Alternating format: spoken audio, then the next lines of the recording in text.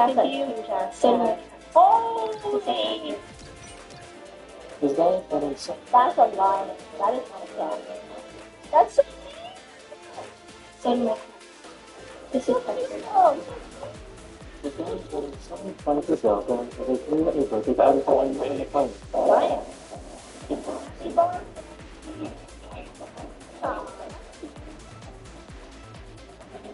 His dad is paralyzed, but he can't run anymore, but still thinks he can make his brother.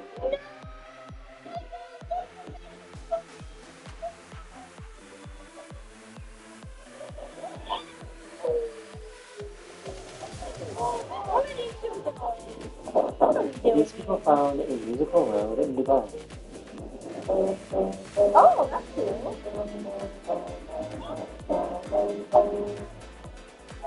Don't do it. Don't do it. Don't do it. Don't do it. Don't do it, please. No. I'm gonna do it. I'm gonna risk it all.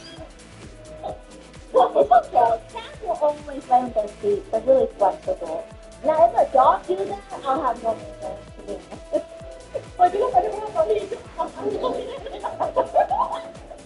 Yo. I love how she falls down and her friends, the first thing they do is not to help her up, but they decide to film it. Crazy! Crazy friends, man. Always trust dishonestly to be dishonest. I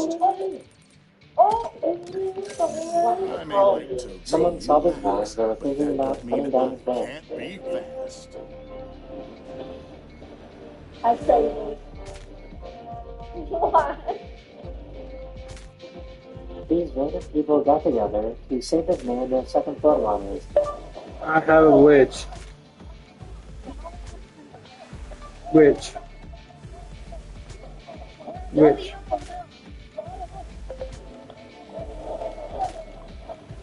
Oh my god!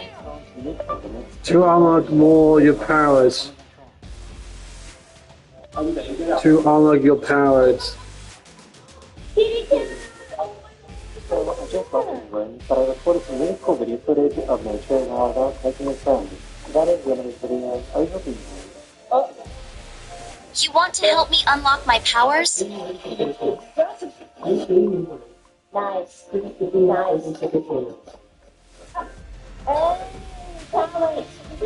think you can do that? I've been trying to unlock my powers for a long time and I haven't been. And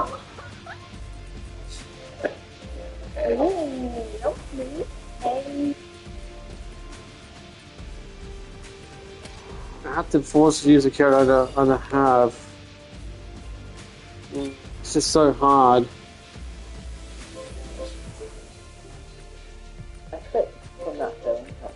So I want to complete this chapter, but I can't.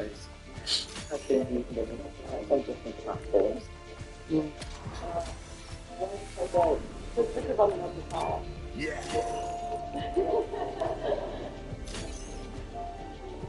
Hello guys! I got one more notification. You're so popular! Ew. Hi guys, welcome back. I actually don't know how to do intros, I'm not going to lie. Today we're going to be talking about Lily Phillips. Now, if you don't know who Lily Phillips is, it's your lucky day, because I'm the presenter and I'm here to present you with the facts, okay?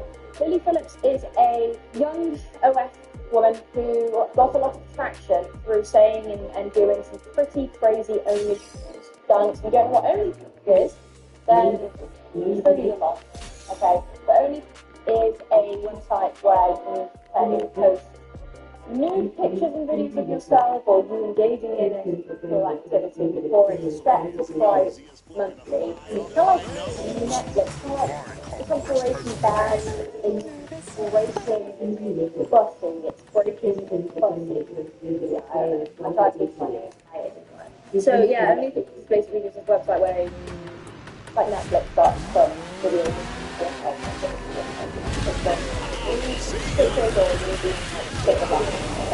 so really fun.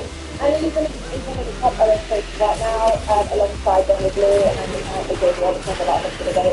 And the whole reason she has games from the States is because she did the bonking one day California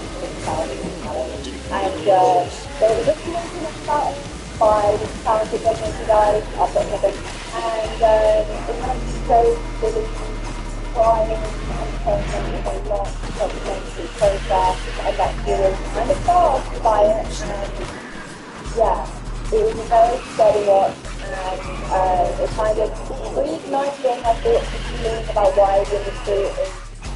And she's recently gone on to an issue with the industry, which I thought was making some quite easy strategy. We got Saul, BBC, getting it.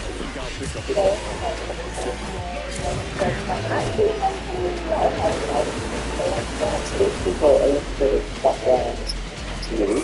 Instead, you had this perfect childhood, you've got amazing parents, you had a very good upbringing. Yeah, so my parents worked together, I have one older brother, and we just had this relationship building in the like a little village. No formal or anything like that, my parents, so it's just perfect life. I do really like this, that in order to go into the industry, in order to end up in the industry, I have to be because of your childhood. Now I do think that there are probably factors, and there will be multiple instances where women have had bad childhood, stuff happens to them that has resulted in them eventually ending up in the... I do think that there probably is instances of that. But pushing this narrative that in order for a woman to be in the industry, they have to have been a traumatized child is quite weird to me. And I'm slowly unpacking why as we speak, because I know there's probably a reason. I know there's a reason why I find it strange. I think if I had to just take a jump and guess as to why I think it's strange, I think because it's taking blame off of the real reason why we have things and the real reason why women can be as successful as they can in I think is wholly down to the fact that we are in a society where women are viewed as objects more than men are. I would say that is why women end up point takes example, Mia Khalifa said being taken by saying how beautiful she looks, fast forward. I would say it's not necessarily always because of your upbringing, and you say that in order for her to be traumatized. I don't think that is fair. And also, as I've been considering recently, there are women that feel as if they enjoy it and it's something that they want to do. For example, Lily Phillips. I would still argue that there's things that they feel like you want to actually be doing it. But at the end of the day, I'm not going to tell people that they're not enjoying it. If they enjoy it, they're enjoying it. It's not my daily day. But there are people out there that do enjoy doing it. I don't think that necessarily that it is inherently harmful as a whole. The thing about a lot of things is, I guess, the fact that there are people out there that say that they like doing it, and it's never going to be my place to say that they don't enjoy doing it. But I can only give my opinion on the fact that I don't think it's good for women as a whole, that women need to say that they're not giving it to the people who are, I guess, I don't know if that makes sense, but guys, that's wrong. I didn't think about this. A lot of very nice people say this is a long. I've had a lot of guys people who I think all the sometimes we think it's usually it's very hard to I have to explain that. And I guess assuming that I have a very deep picture for our specific videos that I make, and I can really understand why a lot of people know that about me because I'm really not that, but that is really not the case. And if you are watching my videos and thinking that I hate the women in this work, you are greatly mistaken. I hate women to be Bonnie Bloom who encourage it and say disgusting things about their illegal girls, and I hate the way they approach, I guess, selling their clothes. But do I hate them solely because they're in the industry? No. If we could have a world where everybody in the work industry was safe and treated with respect, and it didn't have an outside effect on women's fine,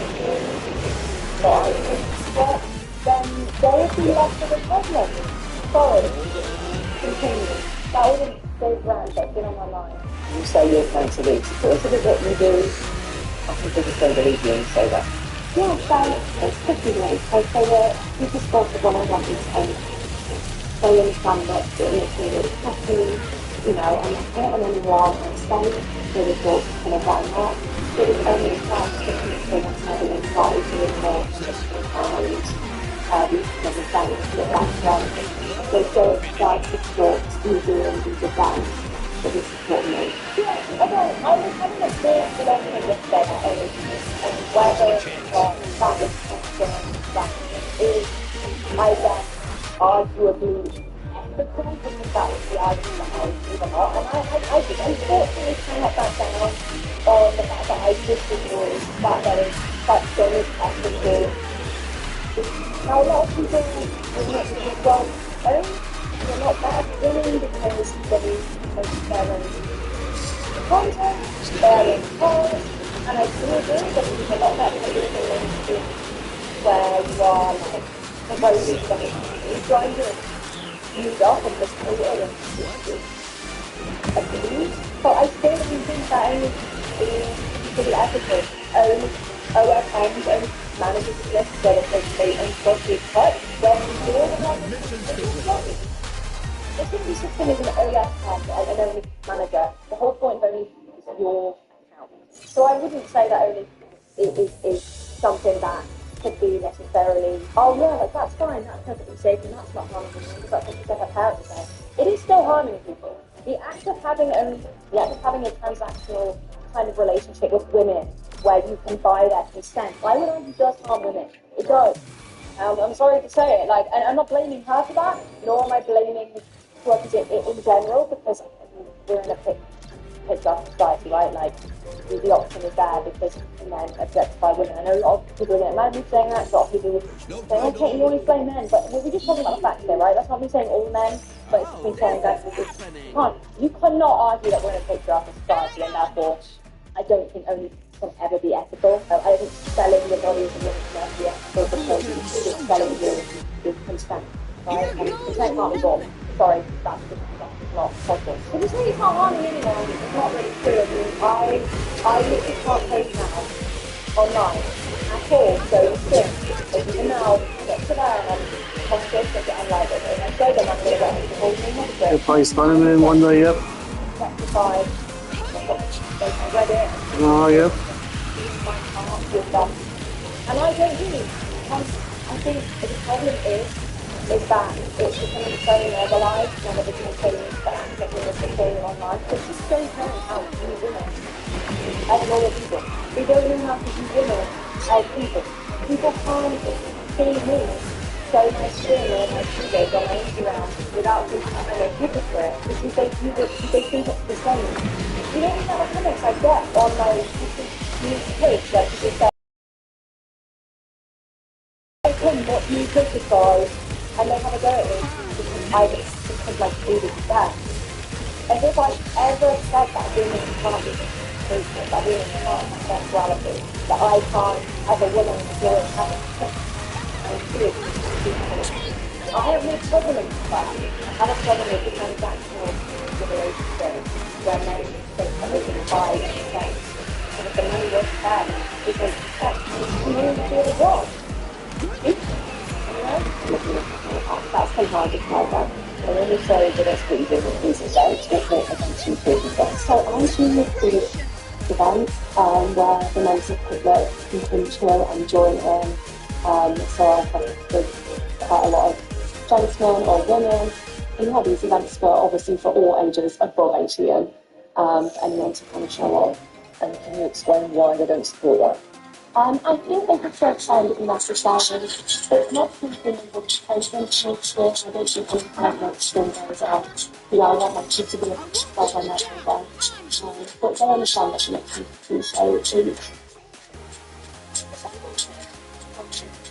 When I Is that, I hear you, right? I'm listening to you as a worker. That makes you happy, right? But the reality is you get paid to do that. You get paid a lot of, you are a millionaire, right? So is it having that amount of men in one go makes you happy, or is it because you get to have for a living and in your eyes you think there's nothing wrong with that. So you get paid to do Well, that, therefore it's then I guess I'll have to trust you. But what do I have to do? When I see this is that you cannot argue the undeniable pattern of stars and only people coming out saying that they were traumatized by the industry. And what really irritates me with this pro argument is not only that people think that I'm a prude, that I don't like women having sex, and that I hate swipers, whatever, I've heard that many times, but is that people don't allow me to bring up real women that have been in the industry, real examples of women that What do you want? in the industry, as they think that that's like me. What do you want? To one side of the only and work. It's like, well, we're only listening to the people that back to us. Well, I listen to these women and I form my opinions on the industry because I've heard so many women talk about how they were just queued up in the industry. And I'm not just talking about mainstream, I'm talking about how women say they felt after doing OS. And like, I find it really irritating when people say to me, like, not only are they like, you are misogynistic, but then they say, it's always the same, listen to podcasts, listen to them. And I'm like, you listen to them. You listen to them. I am listening to them. I'm listening to you, and I appreciate that you're having positive experiences. I'm not denying that there are positive experiences for some people. I am not denying that. I'm not saying that work is all doom and gloom. There are some probably very happy people out there that do their job. That's fine. That is fine. But I am listening to the people that are saying, I hated it. I felt objectified. I was used. I was forced into the industry. I had a terrible experience. It wasn't worth it. I was misled. Management took all my money. I'm listening to them too. I'm listening to everybody. Who joined the fight? When I listen intensely to the women that have come out of it feeling the way they have, feeling negative. And the reason why I listen to these women so much, You want to help me fight Risky their Boots? stories align with the research that has been done on the industry. Their stories align with the research that has been done against me. I would love to have your help. Let's do this together. In case you couldn't tell, I've had some really horrible DMs recently that are completely just going like, oh, these videos in one hit, out the other, and just completely like being nasty for one, and purposefully misinterpreting what I'm saying, calling me a swerve, and saying that like I just hate women Let's do that this. come from a place of insecurity, and it really annoys me. It annoys me and it hurts me because You want to protect these me? people sit there and they Why? say, what have you done for women? And I'm like, are you? I'm your master. Okay, so now we're going to make assumptions about what I've done for women. Remember? And you're going to tell me that I'm not a feminist because I am speaking out for a more unpopular opinion about work, you know? Okay, it's my opinion and that's fine, and some people think it's stupid. That's fine. But I'm allowed to have that opinion. I'm not stopping you saying that you enjoy work, for example, and that's fine. But I'm not talking about you then.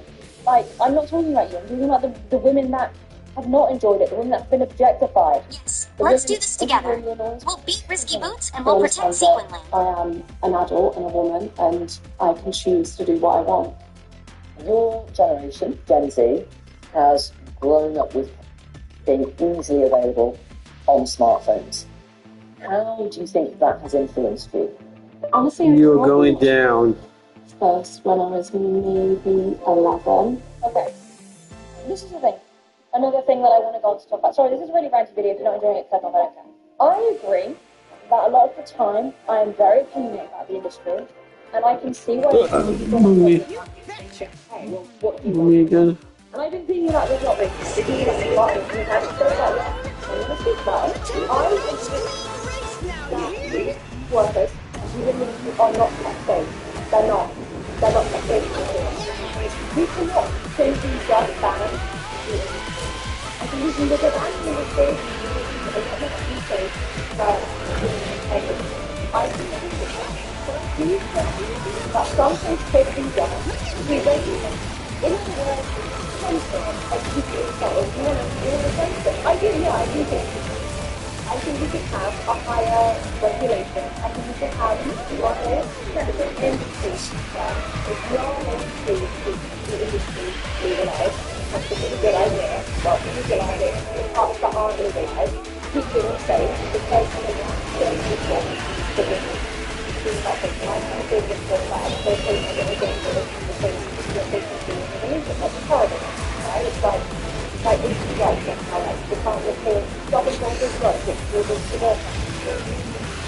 It's just illegal, right?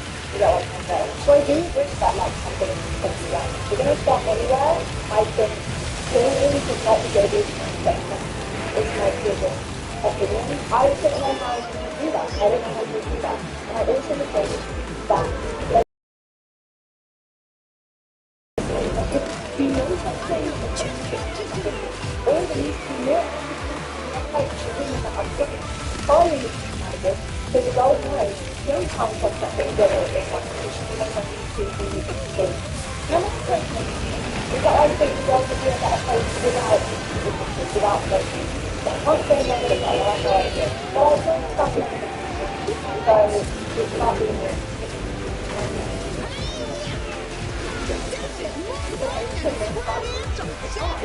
so it's not really that simple. It's just, I guess, something that the biggest thing that jumps out to me is her saying, when I was 11, a lot of people did, they look way too young. And I think that's one of the biggest problems. People growing up with induced erectile dysfunctions, boys growing up not knowing what consent is, boys being taught that women will really do violence to the bedroom is nothing but pleasure. I think it is really wrongly something is that I do that it's dangerous. It is. Obviously it's big when it's very high and so it's very high. But it's a danger, I guess, to have these things that you have I don't think that's the best thing. So what you do is just better regulation, better rules, better laws. Because you're never going to have that. So I guess it's about the community.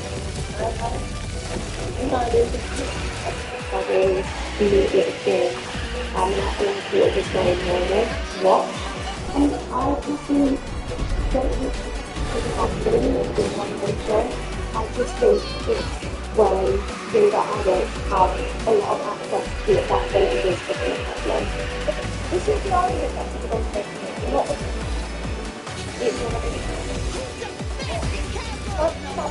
that's so stupid. Am I the only one that thinks that's stupid? Would you say then that having a video film, right, of a woman being right by like 5 men, and they're like slapping her in the face and choking her and calling her, and everyone's getting off it, and the woman's so happy and enjoying herself and she's being covered in. Would you say that the act of that happening when there's a man filming it, a man in control of the scene, the woman's not making very much money?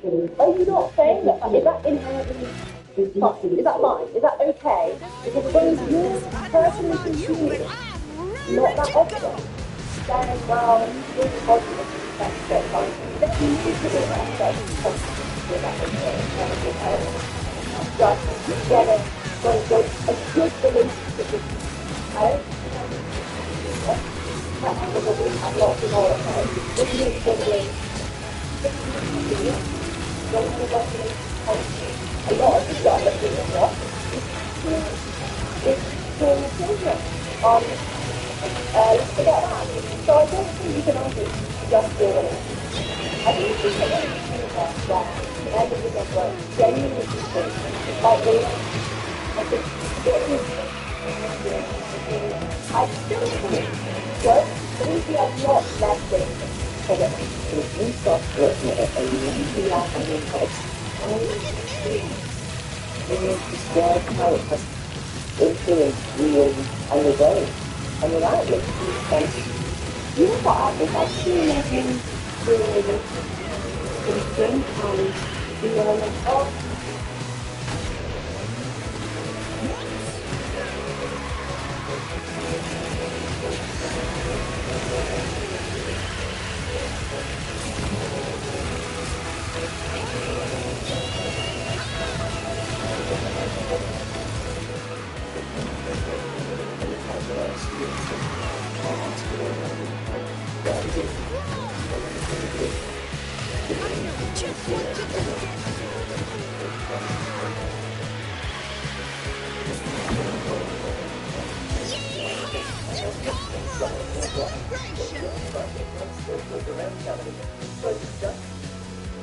Oh no.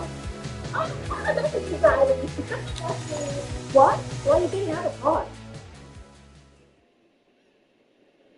Okay. Why are we embarrassing ourselves? Oh no.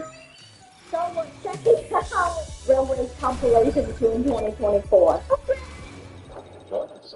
Oh, Canton. Okay. Beep beep.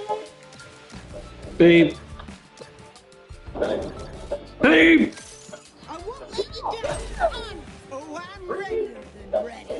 He's getting us. Time to show what I can take, friends. I've done this. I don't know about you, but I'm raring to go. Oh my god. Man. He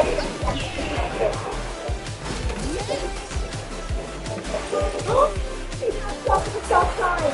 Yay. I hope that when running the stop sign, I guess the thing's not that good. Heading about the east.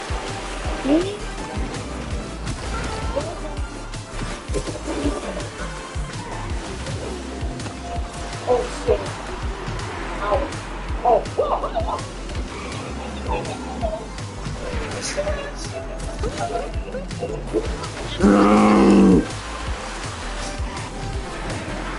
Man, she's really.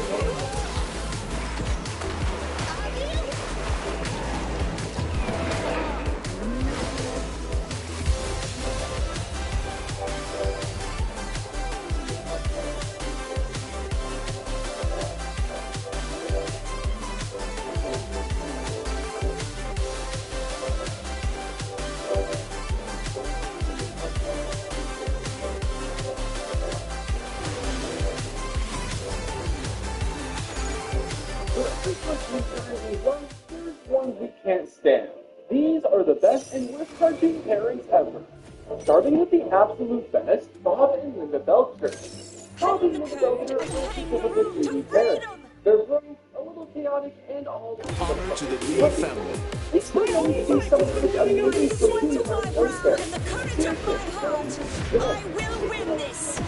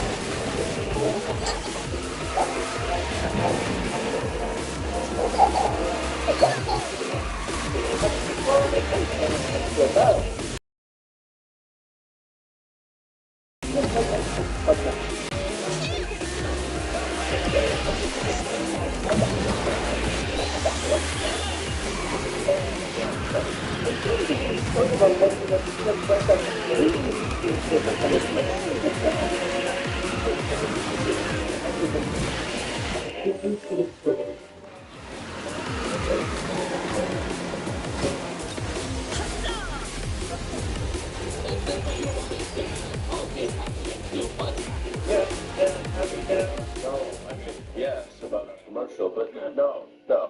Even when life gets really tough, like in those holiday episodes where everything's falling apart, Bob and Linda find a way to make it work. Sure, they bicker, sure they get stressed, but they never bail on the day.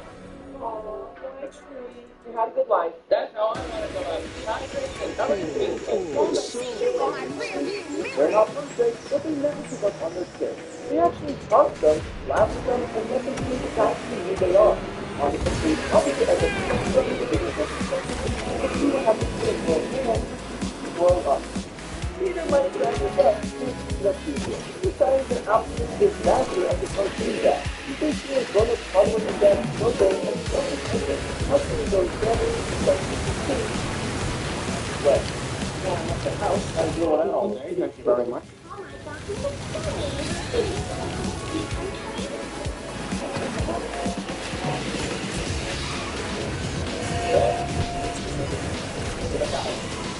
But it was regular. The smallest mistake had been episode after episode, the next final like that, and snap, the same stuff. The baby is still very bad, and stuff. And so, for the two main ones, you can stop it. And stop and actually that's that. No, that was your right thing. This is pretty late.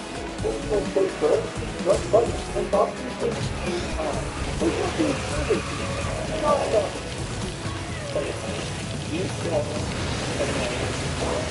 and down on fire. And the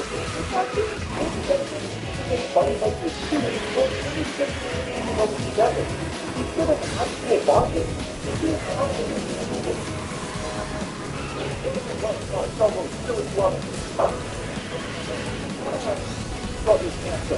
Peter doesn't think the family is only involved. He comes to the instead of the extra daughter, he is the party.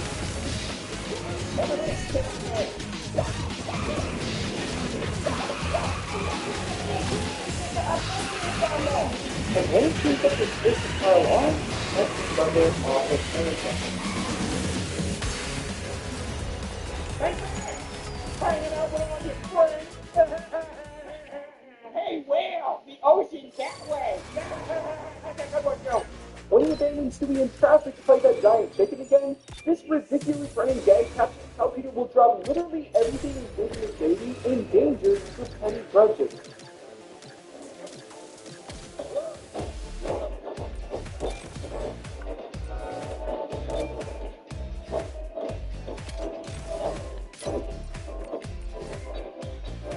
Look, maybe Peter loves his family deep down, but his actions scream the opposite. He's reckless, cruel, and treats his children like side characters in his own chaotic show. But if we're talking about parenting perfection, nobody does it quite like Bluey, Lulu, and Bob. Mom, and Dad, from Bluey, Orange fans absolutely adore calling them, Lulu and Baba are straight up the ultimate cartoon parenting goals. These two aren't just patient and emotionally brilliant. They're masters at turning playtime into pure magic. They don't just watch Bluey and Bingo from sidelines. They dive first into their world. Oh, yeah, brother. I did. Hi, kids.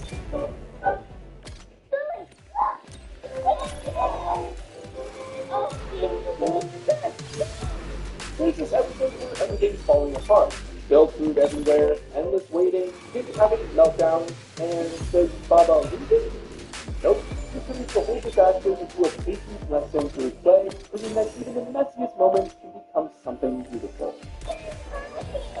Okay, come here, mate. How's that, kiddo?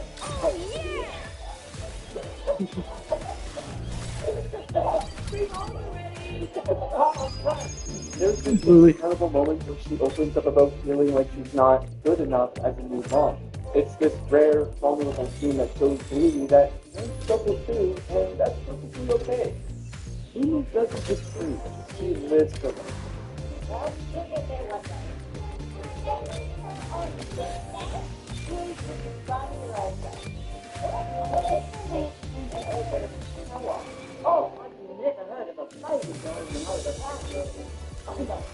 There's also chances of letting the kids be upset themselves. When Disney feeling sick, Baba doesn't force boring bed rest, he helps her create a video instead. They've mastered this incredible balance of structure and freedom, giving space to grow while offering gentle wisdom. Aww.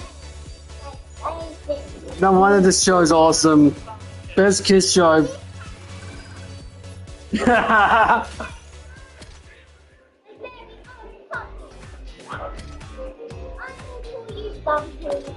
the episode, Lulu helps Dingle learn to sleep in her own bed with love, comfort, and gentle encouragement, showing how emotional growth can happen even in the quietest moments. And then, baby kid hops out of her. Her face saw was her mum today. Wow!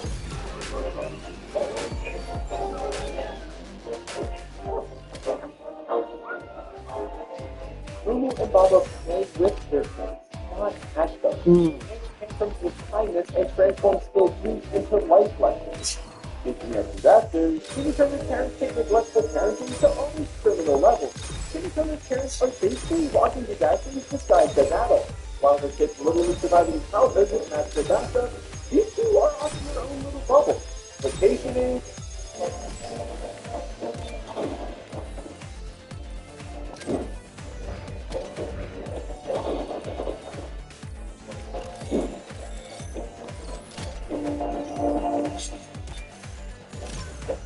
Nature's Way Vita Gummy helps Aussie families start strong. Adults and kids multivitamins support health and well-being, and vitamin C for renewing health. Your daily family health boost with the Nature's Way Vita Gummy, available at Chemist Warehouse. Nature's Way Vita Gummies are your daily health boost, supporting general health and well-being. Now, you can get all your favorite Nature's Way Vita Gummies in value packs, only at Chemist Warehouse. nitpicking over nonsense, or straight up pretending their son doesn't exist. Hey, guess what, Jimmy? We're grading you on your performance. We're giving you an A-. An A-. Talking back gets you a C. Raising your voice, D. He actually runs away from home and disappears into his 3D dimension. And guess what? Mom and Dad don't even notice he's missing. It takes them forever to figure out something's wrong, and even when they finally chase after him, they're still completely baffled about why he's panicked them.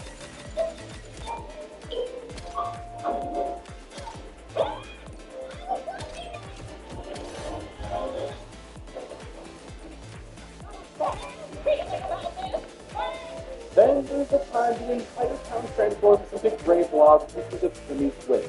His parents freak out? Nope, they just roll with it like it's Tuesday. Sure, it's supposed to be funny, but it's actually terrifying how checked out they are. That's great.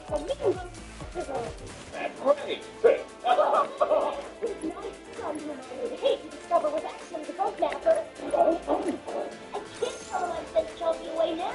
But Space Ghost really takes the cake. Timmy gets literally abducted by aliens, dragged to another planet, and thrown through the bay in transition. And there for money, living their best life at the space restaurant, completely moving that the team fighting to survival in outer space.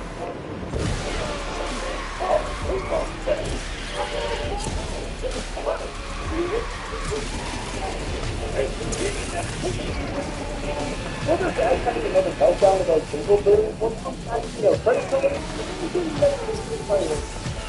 I think the non-musical all the colors is away. It's been affected by a lot of business, but it's still open. On Tuesday, it's a 3 hours to keep family together. Almost a lot of every single day. Our kids calling the park, instead of the weekend, but it's easy to back into the house. That's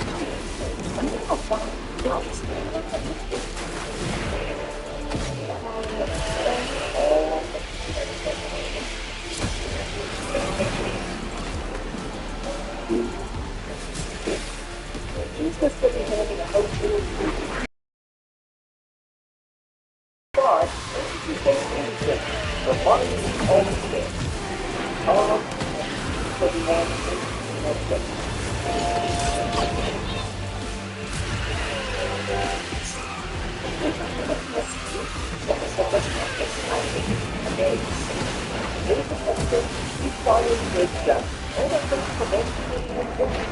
first organization goes through. Without the game falls apart completely.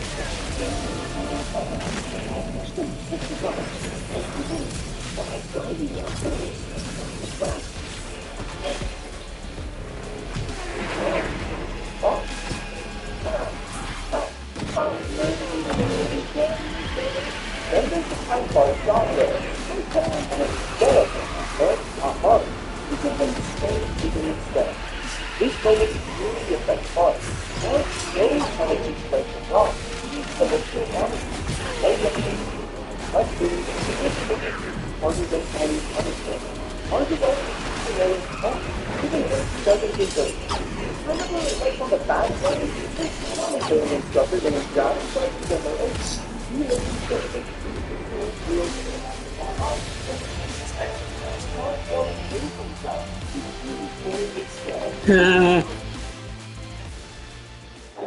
Can't believe it, I got Razor to play with.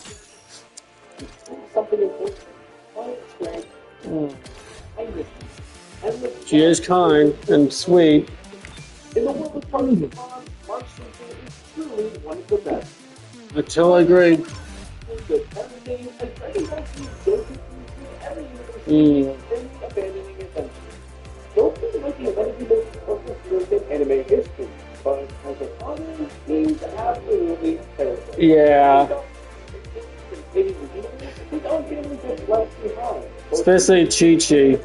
I love Chi-Chi. Fighting for all. In Dragon Ball Z, he dies fighting Raditz. But here's the kicker. He chooses to stay dead.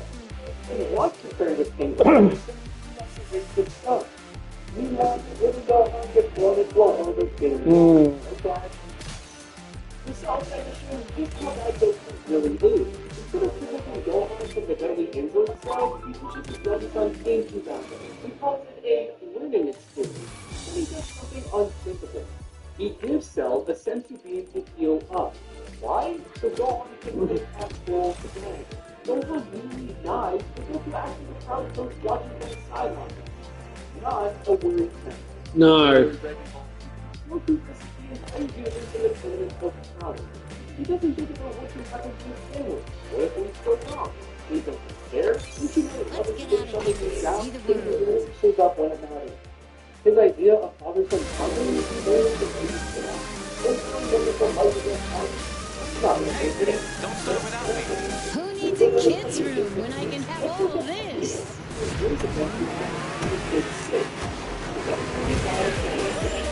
Yes, the Wild Film movies. I love that show.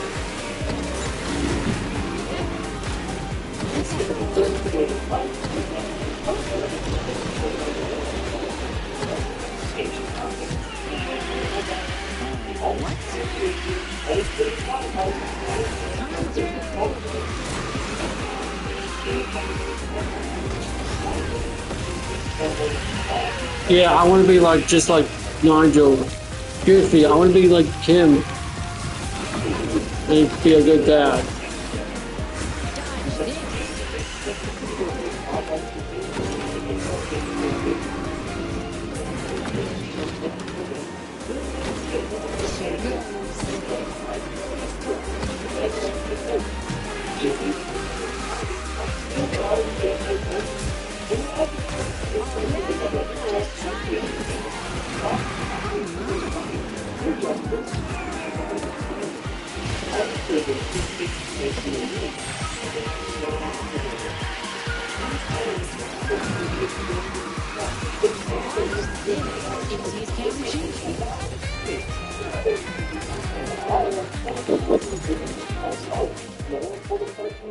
Nigel and Marianne Thornberry are truly smashing women. I totally agreed. I'm nobody's antique. Some, like Jerry Smith, This Space Ranger never gives up. Jerry Smith from Rick and Morty is hands down one of the absolute worst cartoon dads out there. Not because he's evil or violent like some others, but because he's completely spineless, ridiculously insecure, and emotionally spectacular. Why did he into the interdimensional chaos and serious personal struggles? Very simply, he thinks he wallowing himself in it was actually trying to prove he mattered. He constantly fails at being any kind of strong woman. Instead of lifting his kids up, he drags them down with him. This got tricky for them the alienation part. Jerry hopes to pound before they have to get kicked out of the house. Sounds big, right? It quickly turns into a literal death wish. And Jerry just sections the words in the background to handle the establishment of your SNSA. What happens to you political shake-ups, celebrity press-ups, grocery price hikes, and also This is snowflake. Deep breaths. I've done this. So ready for this.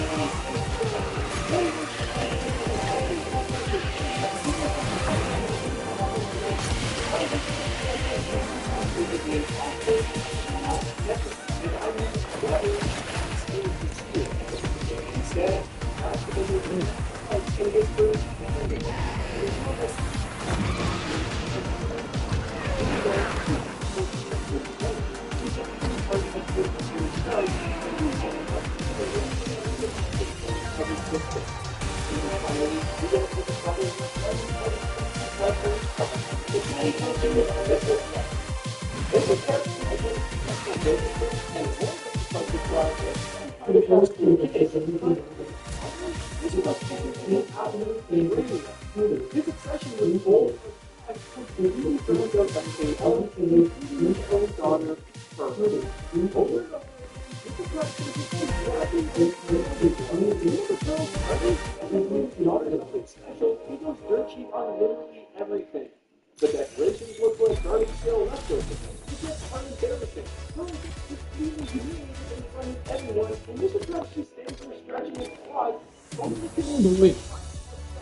Maybe if you got that is more than his daughter's feeling. Then don't get me started on how he constantly throws Pearl into awkward situations.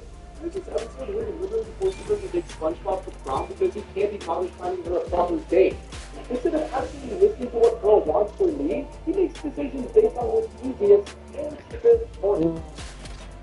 This approach occasionally shows some parental love, but it's always based on the actions of greed and selfishness. Pearl deserves way better than a dad, and Peter is just another expense on his budget. This guy doesn't need therapy. He needs serious therapy in reality. Being frugal is fine, but being really over himself is that's something that all the shit is true. Some cartoon parents deserve awards, others need to be classic ASAP. I've won a few races in my time. Or the absolute worst. Drop your picture in the comments, script to the light, and subscribe to more late chaos like this. Will racing improve your happiness level? will do my best to assist you.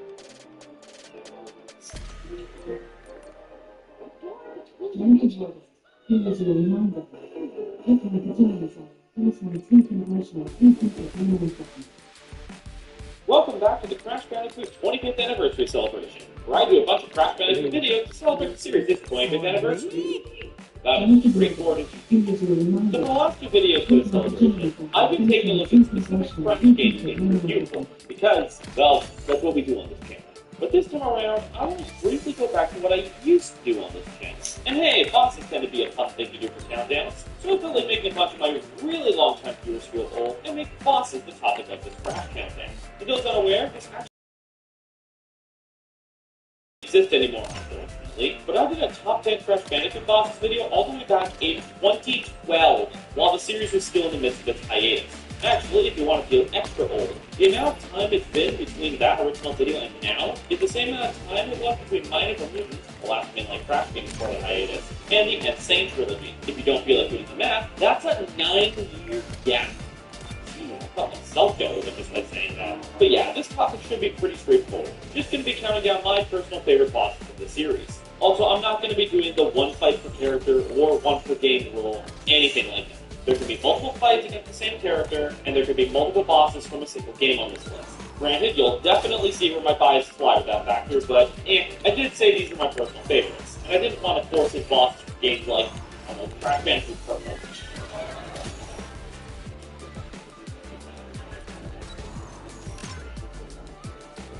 And to start things off, we've got ourselves a boss from Crash Bandicoot Purple. Stay with me on this one. As I make quite clear in my Crash TV Games video, I really don't like this game. A great idea with a baffling execution, it definitely didn't live up to the hype of being the first official Crash Spiral crossover. And the bosses were one of the many aspects where the game falls flat. Whether it be spending 10 seconds throwing balls off Cocktails and Spyro, or shooting at Tiny using the worst alternate playstyle in the whole series. That said, as I noted in my review, there was one exception. A single boss that was pretty good, and it just so happened to be the one in the game's fight. Now, the fight against Ripto is no conflict there, but again, I'm going to say list. But yeah, you check out Ripto while running fast, albeit at a way more variable speed than in the main background levels. Always scroll at a literal snail's pace. Instead, you find yourself moving around with your enemies, whatever they are. You can shoot them, sure, but that's only going to give you more to avoid a big exploding projectiles. And you've already got both those and it can the fire making your patience is key. That's not the it's a bit less transparent than the others. Don't exactly know how shooting it is meant to below your guard, but hey, it does just that, giving you a window to strike. So he's at least smart enough to use his broken shield as a means of attack. But that's not every trick that Ripto has up his sleeve. And when he's got one hand left, his henchman Stealth will fly in and start taking shots at you from above. Next will be Mr. Incredible and the other characters. Now that I think about it, this fight's kind of got the same energy as one of those airborne boss fights in Cuphead. Not nearly as difficult, granted, but it gives me a similar vibe.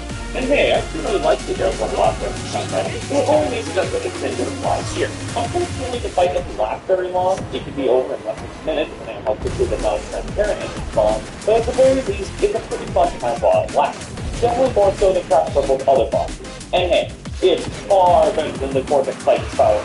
One Spiral has really got the short end of the already ridiculous problem.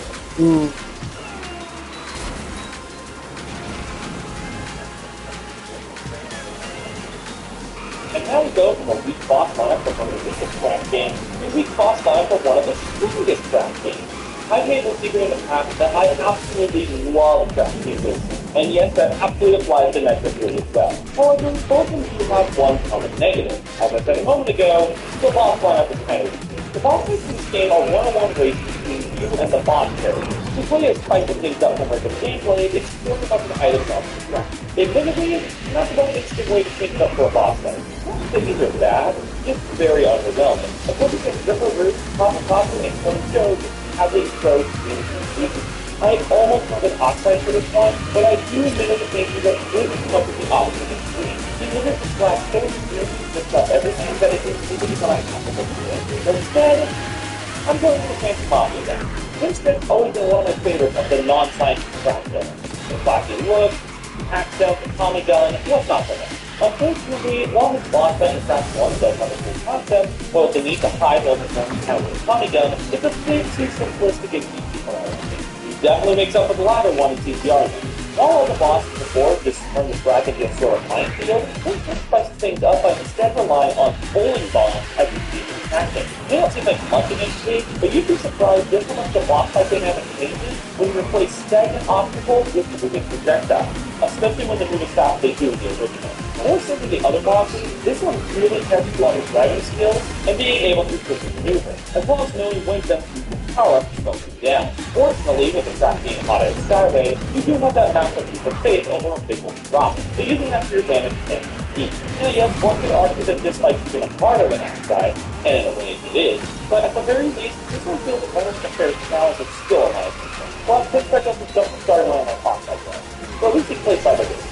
I don't know, Pinstripe is pretty easy, and his characterization and nitro tool made me like him even more, especially thanks to Robbie Damon. He's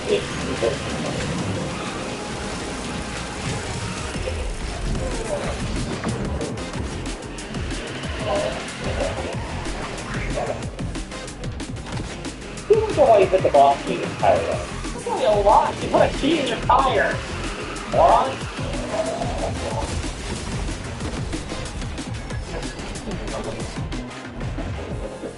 Okay, I feel like we can talk about this not too long ago. As I went over my review, Brass Insanity is weird, both in its tone and ideas and in how I feel about it. It's a game I'd say I overall like, but man, you can really tell it was the result of trouble development. And I've already done that song and dance my video on it, so I won't do it again. I will say though, Insanity did do a pretty solid job at starting itself off. The opening level is long and simple. It's fun, giving ample time to grow accustomed to practicability and control, while providing a few moments for a laugh, all while following quote-unquote Coco. But where the game really shows that it's got some good stuff under its belt is the end of the level, when quote-unquote Coco is revealed to be Cortex in disguise, and no, right? And you fall right into his trap. It does feel rather odd having Cortex be the first boss game. On me. Given the premise of the game, this does make sense. Plus, he does put up a pretty good fight, going to town with his laser gun and even stringing your ground with bombs after each hit. Soon you're dodging laser fire on the tiniest of platforms. And even if you know what you're doing, it's still a bit nerve-wracking.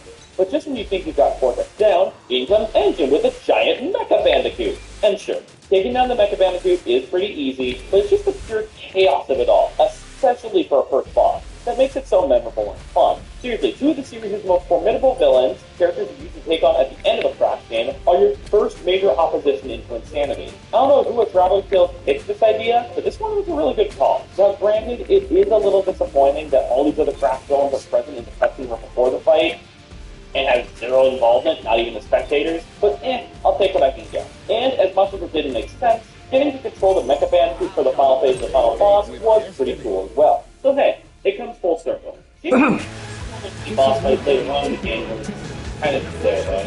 Like I said, Insanity.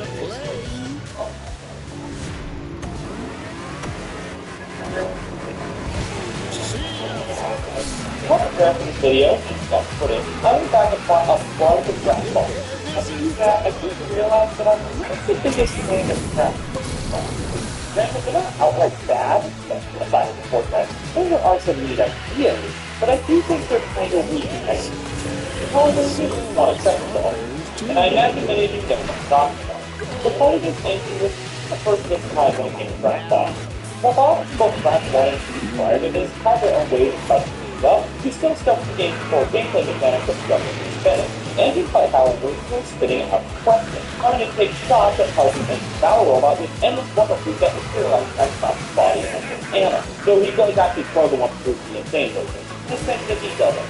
Well, yes, picking up boss at each point, you know, a bit of a dorm to speak after this, but again, this is the first step. While also still having to play as Dragon Ball around, even with the later phase, this fight stands out. So it's not like Engine's gonna let his hazard skills work. He's got plenty of his own involved, whether it be lasers, missiles, or lasers. Plus, stuff about is now one of the buttons. Telling me you don't have it. Just slide up for the button. There actually is a bit more challenge catching up with the options, especially when dealing with the candidates. You're one of the basics here, so you better hope the factors have to jump there. So, giving your newbie at the game at this point, I actually that. Although the insane version does actually fly. But yeah, it's something pretty solid in the otherwise underwhelming lineup, and it helps bring the standard for boss fights against Engine, as you'll be seeing more in one time. Oh yeah, probably a bit of more strategy. Oh yeah.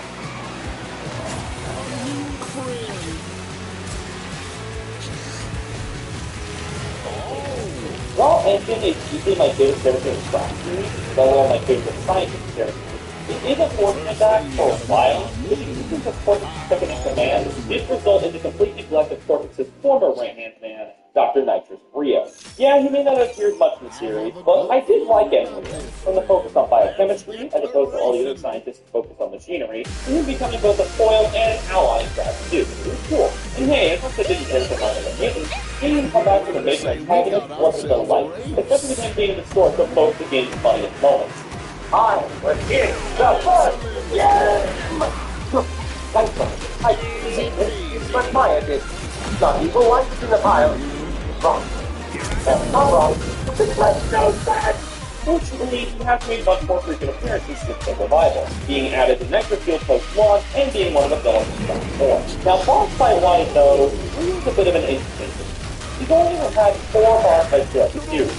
The one in Round 1, the one in Insanity, like Trippy, the one in Might of a Mutant, where you actually fight front, you one in the background, and you get one in the fight, and the one in Round 4. So, only really 2 boss fights. And structurally, these 2 battles are almost exactly the same. Starting with the fight in Round 1, you take out Rio with an important castle, an already foreboding place atmosphere water, which you definitely felt in the Fury arena. As Rio's no slouch, either, waves the one of the simplest fights in the game with an onslaught of explosive potions and flying creatures, which somehow damage him when destroying them. The thing works cleared up. And sure, the sun invasion fight is quite a bit easier, but the suddenness of his force-like form and making his way towards you, not that this is insane, but still, does add to this already pretty solid battle. Admittedly, the hit-off a couple of monsters within both Rio can be a bit finicky, but even then, it's good stuff. On the flip side, though, we have to fight in Class 4. The arena is quite a bit larger, which does give you more of a equivalent attack.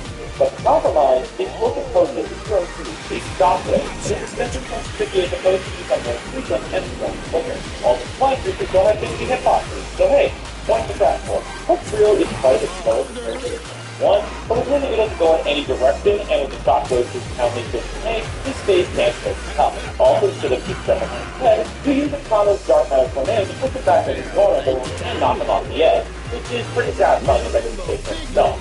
But now they fight. Which these fights will he go with? The one that did it first, or the variation on it? You know what? I'm going to cheat for this one. Both fights are similar enough that I think I can warrant having them at the same spot, especially since they're around the same level of quality as the actors. And it's too weird to have them take up to separate missions when they're so similar. So yeah, this is the route we're going. And if you're not okay with me cheating like this, well, I'll know what to tell you. Sorry.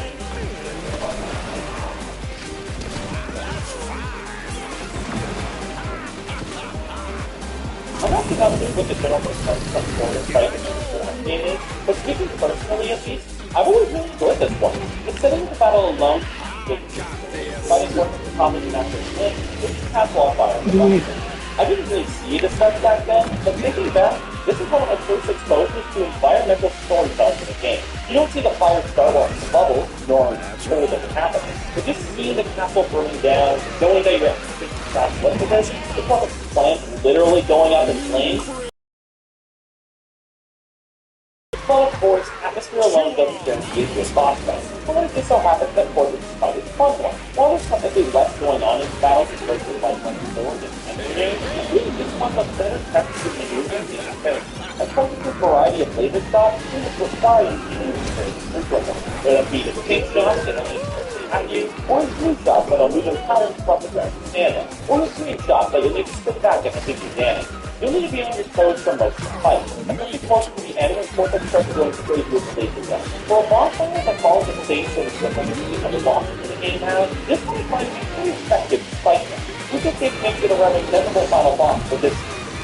Sure, one can argue that Kendria fight is better, you must have wood, but personally at least, I prefer this one. Now as a kid, watching Fortress falling down to the ground below on Human was incredibly rewarding, marking the first really memorable face-off against the bad doctor. Some of what you may or may not see later on in the video. Okay, yeah, you definitely will.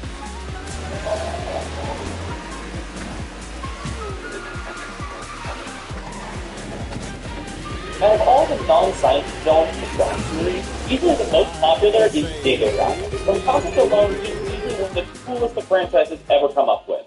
Use a dingo dog with a crocodile, have him use a massive flamethrower, and give him a voice and personality that reminds everyone that the series takes place in Australia. He's definitely one of the most memorable of the new characters, and it helps that he gave such a strong fight in his debut appearance.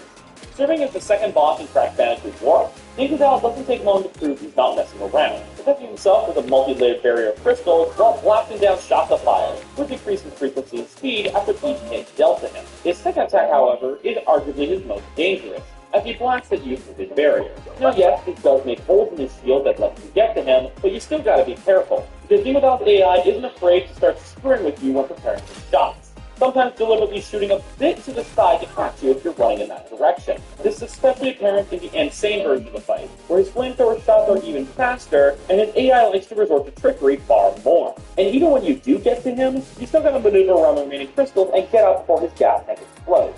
It's really clear with this fight just how far the boss has come by the third game, providing a fight with a fair bit more meat on its bones compared to the previous 2 games' boss model. And this is all before mentioning Dingodile's incredible boss, which was already fantastic in the original game, only for the insane version to step in and, in my opinion at least, make it even better. Regardless of version, it's easily one of the best boss tunes across the whole series, fitting for one of easily the most popular bosses in the series. It's no wonder Dingodile became one of the most common recurring bosses in later games, let alone getting upgraded to a playable character in Crash 4. Also, a little fun fact that some of you probably know already, once you've got the double jump ability, which you get after beating Dingodile, you can actually cheese this fight with it on future attempts by double jumping over each of the barrier layers. They actually brought this back in Insane, and unlike with the exploit in the tiny fight, you won't get cheese thrown at you for doing it.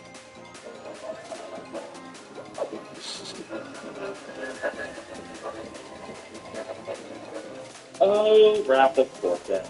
What an unfortunate case of executive meddling and strict deadlines resulting in a game that has little chance of being good. Granted, I don't think it's quite as bad as some fans say it is, and I do think it's got its positives here and there, but overall, yeah, it's not too great. And one area that I kind of flopped on that I only briefly brought my view was in boss. For one, all the boss fights are just new killers, but while yes, each time you need different elements of math, with all the different abilities and forms, it's still a shame that the iconic Crash villains who show up in the opening are basically just there for the sake of being there. But even that aside, Wrath of Cortex's boss lineup is pretty weak. It's overall underwhelming, if not outright annoying boss fights. There are 2 exceptions though. Airfront, which is actually one of the 2 airplane sections in the game that was actually good, and the entry that I'm going with, the final battle against Wrath of Cortex. Those you can see more Cortex fights on this list, so I guess in this case, Cortex gets to do a whole lot of fighting, but you do still damage him, so it counts. Instead of relying on one single elemental this time, Christ quite literally hops these elementals to elementals throughout the fight, punching one of them to come down and attack you, starting just with Rocco and Meteors. After each hit, another elemental is added in the mix, with Lava throwing up balls of ice that can incapacitate you, Pyro setting off flames on each of the 4 panels, or Lolo activating lasers in the edge of the arena. And with each time an elemental is added, practice patterns to be call upon what order becomes far less predictable, making for what can easily become a pretty intense showdown. Also, shout to being one of the only times in the entire series that you actually have to put the wall position in use, shooting at Crunch when he takes a breather. Granted, I'm not entirely sure why Crunch punches Cortex in the arena, but hey, it gives you a chance to spin attack the scientist, so I guess I can't really complain. And all of this is accompanied with one of Andy Blythe and Mark's two-strokes many fantastic competitions. Having the intention of fighting what Cortex made you much better, with the power of the elements. Rolling, not the Cortex may not have been great, but at least he was able to end on a high note. That's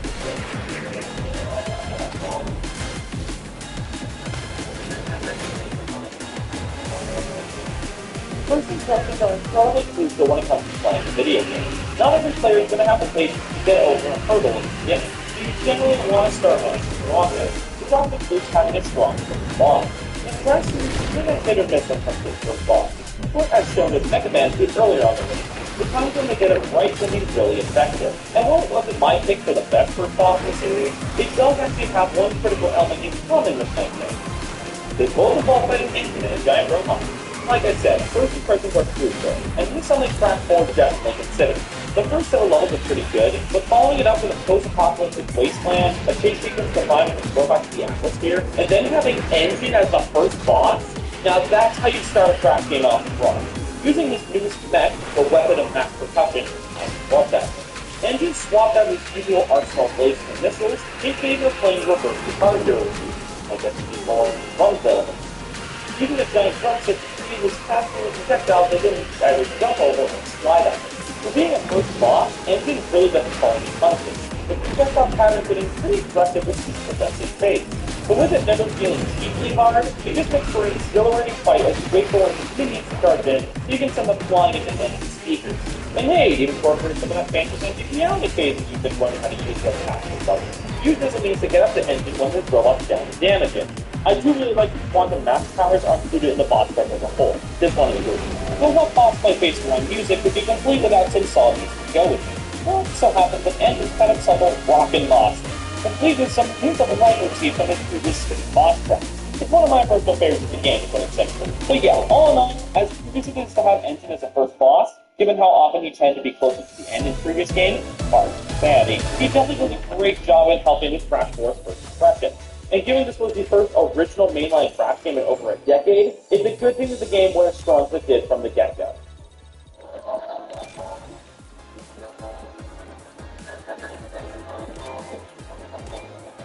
A funny trend I've come to realize with the Crash series and its bosses is that, in many of the games, the penultimate boss tends to be one of, if not the best, of its lineup.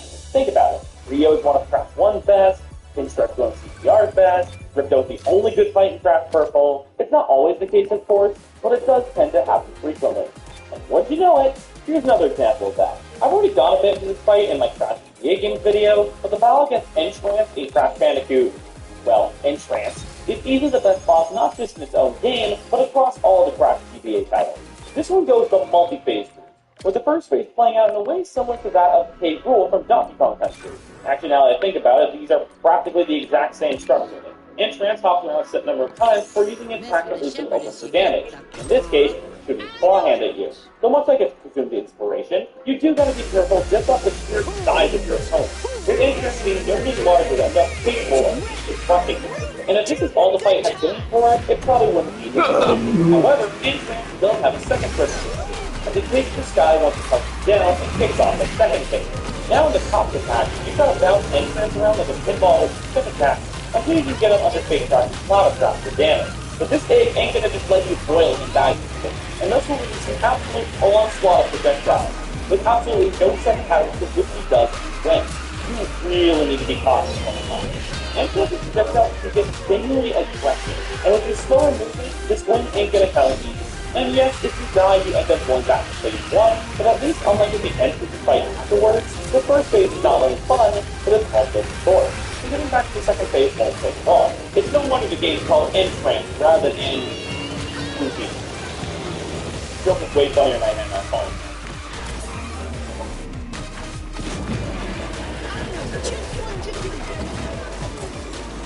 If I had to make a single trust of discussing the best overall boss lineup, I would 100% go with Crash Bandicoot 1. And not even just because it's my favorite platform title. It's the only title in the whole series I can think of where every single boss I is absolutely good. But even then, most of the bosses in the game go beyond just good. I already went over Bingo Doll as an example, but the next entry is going to be another example of that. And sure enough, it's none other than its take on a final battle against Forza. Right from the get-go, this fight's already got a lot more going for it than the last time you took on Forza. While in Crash 2, you simply, and very pathetically, pursue him through an Astro's field, while he never attacks you. This time around, you're going head-to-head with Index time scripts. This thinking, creeping at a commission is now at risk of collapsing in on itself. And on top of that, you two are the only ones fighting this time. While Vortex is shooting blast and reminds of you, Aqualocco and the are having their own from the same battlefield. Teaming up the methods of attacking each other in each technical fight. This is a great way to make it the fight tricky, requiring you to keep an eye out for the masks at all times as the attacks can and will kill you. Fortunately, though, I wouldn't say that came into the fight at all, as it's not needlessly hard, nor is it difficult to get back to where you were if you die. It's also incredibly satisfying when you're able to match Vortex off the hoverboard and dazzle him around with your spin attack. The punch sound effect in particular makes it feel great. And that performance was arguably the most iconic boss the Fortress has ever had in this series, which, like Bingo Doll, got even better with the insane version. Now, admittedly, I do wish they changed up the fight a bit for when you have to group partake in it for the house of ending, but that's really just a nitpick. This fight's super solid as is, so I don't mind going through it again to get the true ending, where Vortex gets turned into a baby with faith for him, as one does.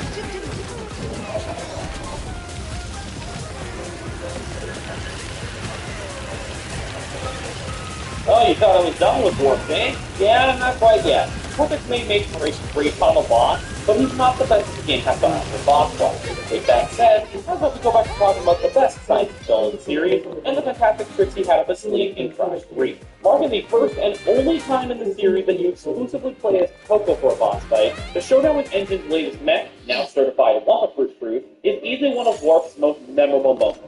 Set on the moon, you go to town using a spacecraft of your own as you shoot away an Engine's mechanical marvel, which itself is armed with shoulder missiles and arm-mounted Gatling guns. You may be able to take more hits than the usual fight thanks to your fancy health bar, but Engine's artillery can do some considerable damage, especially with that forward attack.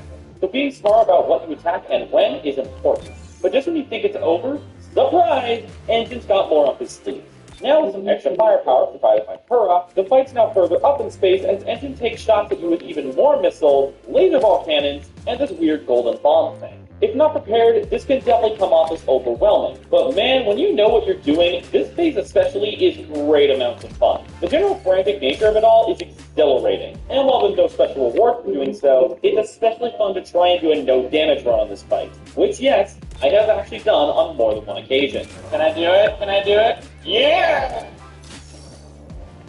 Ooh. I feel so proud of myself. Now, admittedly, I do think the insane version of the fight does lose a bit of that acceleration, as Engine's attack is slower and there's a generally less frantic energy to the movement. But that said, both versions of the fight are still fun, and easily the best Engine fight the series has provided up to this point. Well done, you rocket-headed lunatic.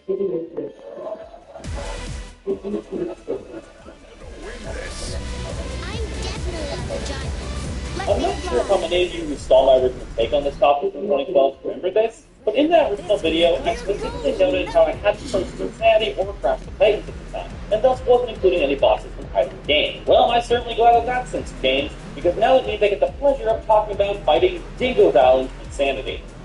Don't expect anything from Titans though on that note. Just a heads up. But yeah, anyone who watched my Insanity review knew this one was coming. As I did note in that video, that Dingo Dow's boss fight was one of the best in the whole series. And yep, I still stand by that. It only helps that this battle is following up one of Insanity's best levels. Spoiler this is due. But then you find yourself face to face with the Dingo Crocodile Hybrid, as the not need to redo for years. Still love how it's both young Starman runs with the speed and sound effect. And this boss game's no exception. And hey, it just so happens to go with an equally great boss fight. Swapping out the crystal barrier with a fire barrier, Dingo Dow's question has been trying to roast it. Starting with a simple fireball shot, but soon breaking out stuff like streams of fire for you to either jump over or slide under, and even a wall of fire for you to book it from. But as the fight goes on, fittingly like how we want to work, Dingo Dow's behavior starts getting trickier to predict. And for sometimes you go out with the stream of fire direction, or even if it's this thing, requiring you to swap methods on the fly. It may not be the hardest fight once you know what you're doing, but it's still incredibly fun and memorable. And also surprisingly atmospheric with the intense acapella music and the heat reduced arena. Usually the best fight in this very bizarre part of the Bandicoot's repertoire.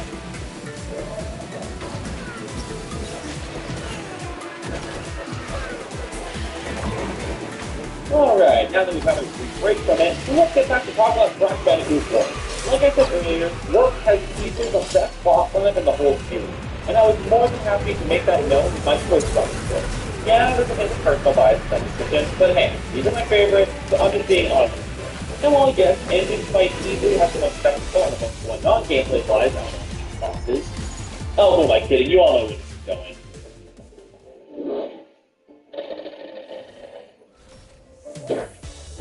Now you're on my time, you little skunk! Give me the crystals! Yep, it's none other than You little skunk! Give me the crystals! Now you're on my time, you little skunk! Give me the crystals!